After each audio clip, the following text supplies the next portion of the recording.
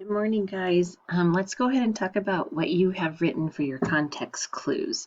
Today, for Wednesday, we were doing digging deeper, where you're going to look for some synonyms or antonyms and record the part of speech for insists.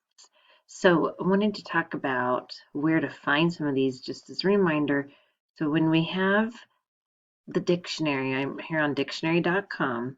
When we find our word, and this is the same thing um, in your dictionaries if you're using the dictionary in the classroom, is it's usually parts of speech is listed before they give you your definitions. Okay, so for us, our part of speech is verb. Now, when looking for antonyms, if you are not using the thesaurus in the classroom and you're using dictionary.com like I am, they make it really easy for us. We come up here where it says definitions and this little down arrow, we're going to click it and click synonyms. And then it gives you a range of words. So you see the different colors. The ones that are more orange color or peachish color are the better, more closer synonyms. The lighter they get, almost all the way down to yellow, is the weaker examples. Okay, so we're going to want to look in this area, and we want to make sure that we're using one that makes sense to us, right? If we're not sure what the word means, then we don't want to use that word. And this word demand keeps coming up. That was a lot of people's predictions earlier this week. We found it in the definition yesterday. So demand, I think, is going to be a good fit for my synonym. Now, when I go down, I can find my antonyms too. So here they are. We've got abandon, desert, reply, endure, forget, or tolerate.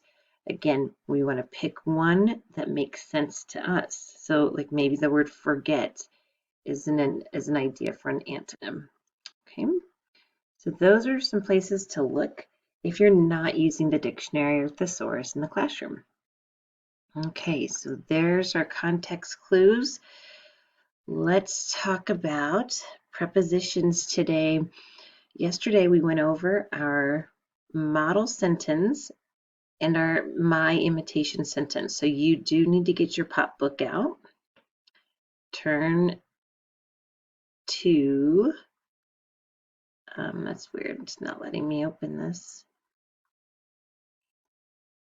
We want to turn to your page, whatever you were working on yesterday. So like the next clean sheet. Might be different for different people depending on if you've missed class or not. And if this isn't going to let me get on, I'm going to have to go. Okay, let's go the long way.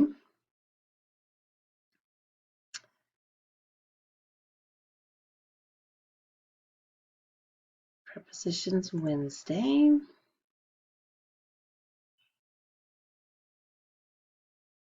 Okay, so we are looking at the model sentence here. She tucked her beak beneath her wing. Now remember, we've talked about preposition phrases, or actually we've been talking about prepositions this week, and prepositions are the first words in a prepositional phrase. And this week, all of our prepositions that we've been talking about are words that tell us where something is, right? So she tucked her beak where? Beneath her wing. The imitation sentence for mine, the boy stuffed his green beans into his sleeve. So where did he stuff his green beans? Into his sleeve. So into is the preposition. Into his sleeve would be your prepositional phrase. So today you're going to practice writing your own sentence using a preposition. We've got kind of this pattern here that I'm circling, that if you've noticed, that's kind of been the pattern for both the model sentence and the imitation sentence. We have our subject noun, she, the action verb, tucked. You don't have to have it past tense, but these two sentences do. Pronoun, we have her, and then noun, So what's going to, like we need to know where the thing is going to be. So the thing for this sentence is beak. We're going to learn later that these are what they're called in speech in our grammar. But for right now, just think about a noun, okay? And then we want to follow it up immediately with a preposition that tells where this is, okay?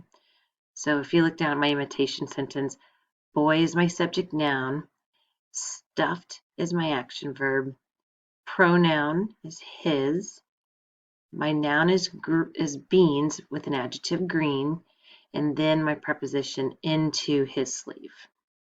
Okay, so play around with that. Think about what your sentence could be about, who it could be about, what's going to happen in your sentence, and where you're going to put something. Okay, write it down on that try it out part of your PoP book, and then tomorrow we will share those on Padlet so we can all kind of enjoy our sentences. Okay, that's it for now. I'm going to end the video so you can have some time to work on your PoP sentences.